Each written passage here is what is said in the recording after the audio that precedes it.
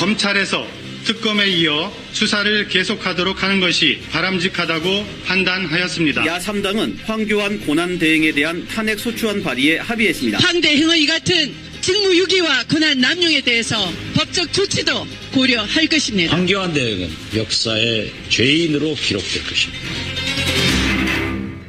혹시나 했습니다만 역시나였습니다. 황교안 대통령 권한대행. 근데 특검 수사기간 연장 요청 거부했죠. 정치권에서 가장 먼저 박근혜 대통령 탄핵 주장했던 사람 여러분 기억하세요? 더불어민주당 대선 주자 이재명 성남시장이었습니다. 이번에도 역시 대선 주자 가운데 제일 먼저 황교안 대행에 대한 탄핵, 또 정세균 국회의장의 직권상정을 촉구하고 나섰습니다. 이재명 성남시장 직접 만나보죠. 이 시장님 네. 안녕하세요. 네, 안녕하세요. 이재명입니다. 황 대행이 특검 연장을 거부하자마자 곧바로 네. 탄핵해야 한다 이러셨어요. 저는 이번이 아니라 저번 박근혜 대통령 탄핵 당시에 예. 황교안도 동시에 탄핵해야 된다고 말씀드렸었죠. 그때도 그러셨어요. 왜냐하면 이 황교안 대행이 실질적으로 이 박근혜 최순실에 대해 공범인데다가 이 대통령을 보장할 총괄 책임 보좌기관이 예. 총리인데 이 총리가 해야 될 일을 제대로 했더라면 사실 뭐 이런 일이 발생하기도 어려웠겠죠. 그래서 공동 책임자였고 거기다 좀 더 더한다면 향후에 대통령 권한 대행을 하면서 대통령을 편들어서 국민의 뜻에 반하는 여러 가지 행위를 할 것은 충분히 예상되는 것이기 때문에 한꺼번에 책임을 물었어야 된다. 그때 이미. 그때도 얘기했었고요. 이게 뭐 연장 승인을 거부할 것은 뭐 99.999% 이미 예상된 거였는데 아하. 그걸 기대한다고 하는 것 자체가 저는 조금 이해하기가 어렵습니다. 그렇군요. 그런 의미. 네. 근데 황 대행이 특검 연장 승인을 거부한 게 뭐 국민 다수 정서에 어긋난 건 맞지만 네. 현행 헌법상 법률을 실질적으로 위반한 건 아니기 때문에 탄핵까지 가는 건 좀 무리 아니냐. 정병국 저 대표도 법상 안 되는 건 안 되는 거다. 우리 마음하고는 좀 다르다. 이런 말씀하셨거든요. 그게 이제 형식 논리로 보면 뭐 그렇게 말하는 사람도 있을 수 있는데 예. 지금 당장 그 특검 연장안을 승인 거부한 것 자체를 불법이라고 보기는 어렵죠. 아하. 그런데 이번 특검 연장안을 거부했다고 탄핵을 하자는 게 아니고 예. 제 말씀은 이 헌법 위반이라고 하는 게 무슨 꼭 형사처벌 사안만을 말하는 건 아닙니다. 그러니까 법률이 또 헌법이 정한 의무를 이행하지 못하면 이게 지금 공무원을 파면하는 즉 징계하는 절차이기 때문에 국민의 뜻으로 과거에 헌법에 정한 국정총괄기관 즉 대통령 총괄 보좌기관의 보좌 업무를 충분히 못한 게 분명하기 때문에 예. 그게 탄핵 사유에 해당되는 거죠.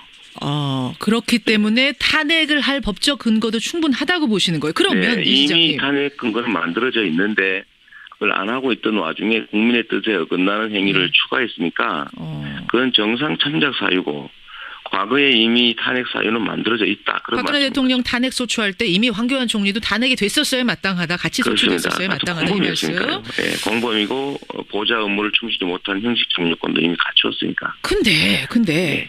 황 대행을 탄핵한다면 지금 대통령 자격으로 탄핵하는 겁니까? 국무총리 자격으로 탄핵하는 겁니까? 왜냐하면 대통령 자격이 된다면 국회에서 3분의 2가 찬성을 해야 되고 국무총리만 3분의 1이 돼야 되고 이게 아주 다르거든요.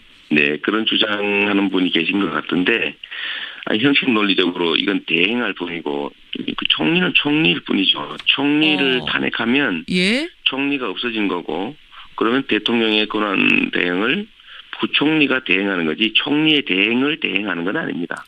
예. 논리적으로 명확하죠. 그래서 총리다. 총리 자격으로 탄핵을 하면 충분합니다. 알겠습니다. 그러면 권한 대행이 또 나오는데 괜찮을까요? 너무 혼란스러워지는 건 아니냐 염려하시는 분도 계시는데. 권한 대행의 대행은 아니고 대행을 하는 선순위자가 사라진 정도에 불과하죠. 제가 보기에는 황교안 총리보다는 오히려 부총리가 순위에 따라서 대행하는 것이 지금보다는 훨씬 덜 혼란스럽습니다. 유일호 부총리가 되는 겁니까? 그 다음 순위가? 네, 뭐 그렇죠. 그렇게 되겠죠. 차라리 그분이 하시는 게 낫겠다. 더 혼란스럽겠다. 왜냐하면 지금 대행이라고 하는 건 대통령의 권한을 정지시켜 놓은 상태에서 정지된 권한 중에 현상 유지용 소극적 권한 행사만 하는 게 원래 논리적으로 맞는데 예. 황대행이 지금 대통령 흉내를 내고 있지 않습니까? 흉내를 내고 있어서 네네. 유일호 부총리는 흉내 안 내실까요? 제가 보기에는 좀 차이가 있을 겁니다. 알겠습니다. 네네. 알겠습니다. 오늘 야사당 대표가 다시 만나서 논의를 한다고 하니까요. 이건 좀 지켜보도록 하고 네네. 이재명 성남시장 여러분 만나고 계십니다. 그나저나 목소리 많이 잠기셨어요, 시장님. 제가 지금 감기가 좀 들었어요. 감기 드셨어요. 호남에 계시죠? 네, 지금 광주입니다. 광주에 계세요. 네네. 광주 분위기는 어떻습니까? 호남 분위기 어떤가요? 원래 정치인 근처에는 좋아하는 사람만 가까이 오지 싫어하는 사람 가까이 안 오니까 되게 자기들이 느끼기에는 예. 분위기가 좋게 됐습니다. 분위기 좋습니까?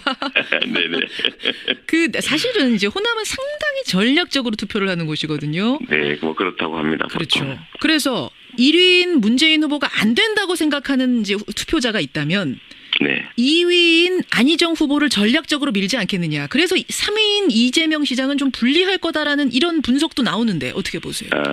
호남의 전략성이라고 하는 거를 대세를 추종하는 그 추종적 투표를 한다는 뜻이 아닙니다. 필요한 사람 중에서 예. 누가 더 나을까, 누가 더 가능성이 높을까를 생각하는데 제가 보기에는 호남 민심이 바라는 거는 이 나라의 진짜 변화입니다. 단순한 정권 담당자의 교체가 아니라 예. 제대로 된 정권 교체. 권력 담당자나 담당 세력을 바꿔서 국민의 삶이 또는 우리 호남 민심이 바라는 제대로 된 변화가 없다면 그거 바꿔서 뭐 하겠습니까? 아하. 그래서 청산할 세력을 명확하게 청산하고 예. 또 새로운 공정한 나라를 만드는 데 부합하는 사람 중에서 예. 그 중에서 더 가능성이 높은 사람이 누굴까를 찾는 거지 당선될 가능성이 단순히 높다. 여론조사 지지율이 높으니까 예. 그 중에서 제일 높은 사람을 고른다. 그런 투표를 하는 사람이라면 그걸 민도가 높은 호남 민중이라고 할 수 있겠습니까? 그렇게 보세요. 그럼 네. 왜 이재명입니까? 호남민들에게는 뭐라고 말씀하세요? 저는 그렇게 말하죠. 실제로 각자가 가진 상속받은 유산들. 지금 우리 사회가 재산도 상속받지만 정치적 자산도 상속받은 사람들이 주로 주류를 형성하지 않습니까? 예. 박정희의 유산을 물려받은 박근혜가 저지른 이 문제도 있는 거죠. 민주당 안에도 제가 예를 든다면 세력과 유산을 다 제거하고 각자 개인의 능력을 한번 보자.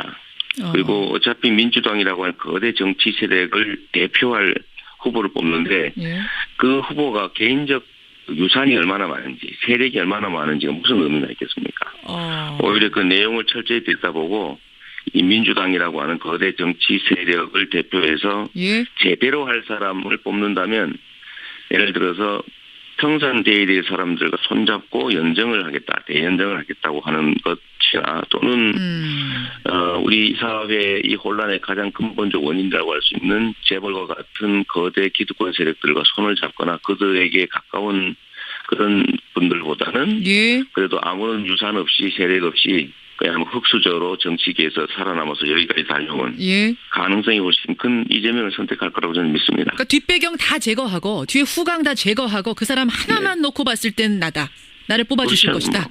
그래서 지금 기초단체장인데도 여기까지 우리 국민들이 불러주신 거죠. 1위 하실 수 있을 것 같으세요? 호남에서 사실 경선 처음이 열리는데.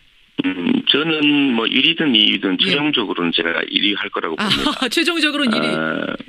이게 한번 실제로 들여다보면 5천만 명을 대상으로 수동적으로 물어보는 질문에 답하는 것하고 경선은 다를 수밖에 없는 것이 국민 5천만 명 중에 겨우 3, 4%가 등록해서 한 2% 정도가 투표할 겁니다.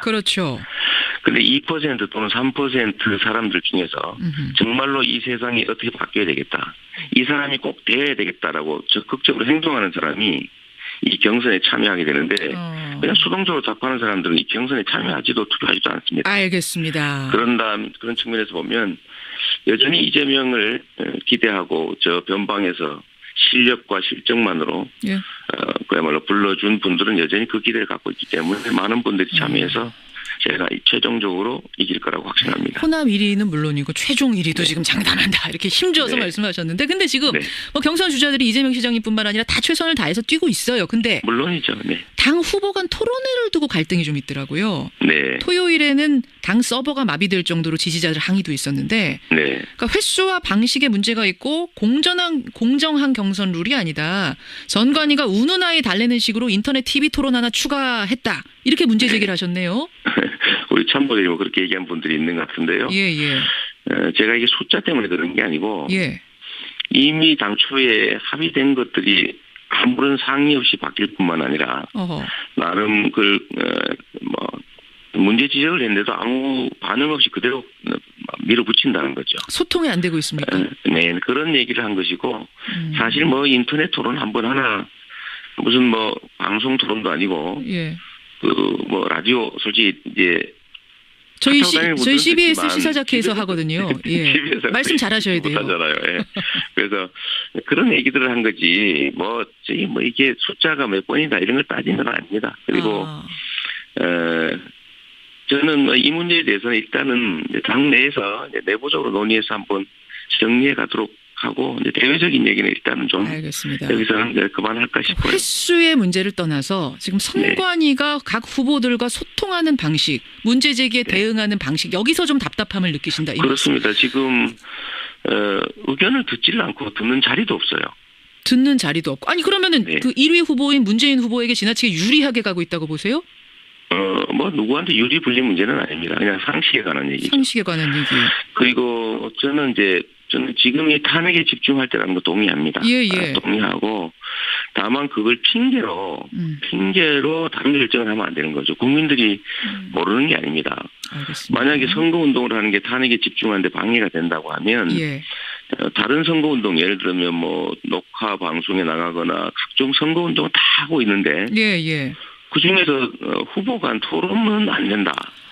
다른 거 다 되는데 왜 후보 간 토론만 탄핵에 방해가 되느냐? 그러니까 그런 얘기를 하면서 예를 들면 저 같은 사람들을 제가 가장 탄핵에 집중했고 지금도 다른 어떤 것보다도 탄핵과 퇴진운동, 국정정상화라고 하는데 노력하는 정치인인 거 분명한데 저를 마치 사적 이익을 위해서 공적 목표를 상실한 탄핵을 집중하지 않고 사적 이익을 노리기 위해서 그런 데 연연하는 사람으로 밀어붙이고 이런 부분들이 참으로 섭섭하지요. 섭섭하시죠. 그래서 이제 어떤 얘기 나오냐면 당내 경선 상황이 계속 이런 식으로 진행이 된다면 최악의 경우에 중대 결심을 할 가능성, 보이콧을 할 가능성 이 보도가 되더라고요. 고려해 있습니까? 그러지 않습니다. 저야 민주당 안에 하나의 팀으로 참여하는 거고 그 과정에서 약간의 섭섭한 점이 있더라도 그걸 내부적으로 해결하고 가야 되고 그렇다고 해서 제가 그 정권 격체 대의라고 하는 것을 버릴 수는 없습니다. 제가 그걸 위해서 제가 대통령이 되기 위해서 노력하는 사람이 아니라 이 사회를 공정하게 바꾸는데 대통령이 가진 권한이 필요해서 이 경기에 참여했고 그런데 그 대통령의 권한을 갖는 것보다는 정권 교체가 더 큰 가치인데 거기에 훼손을 줄 수는 없는 겁니다. 중대 결심이란 말은 이건 너무 지나친 과잉 해석이다. 참모들 중에 일부 아마 화나니 그런 얘기하는 분이 있을 수도 있는데 그건 또 하지 말라고 제가 얘기해놨습니다. 7002님이요. 이재명 시장님 감기 조심하세요. 지지자가 문자 주셨는데 감기 조심하시고요. 목소리 관리 잘하시고요. 오늘 고맙습니다. 네, 감사합니다. 이재명 성남시장이었습니다.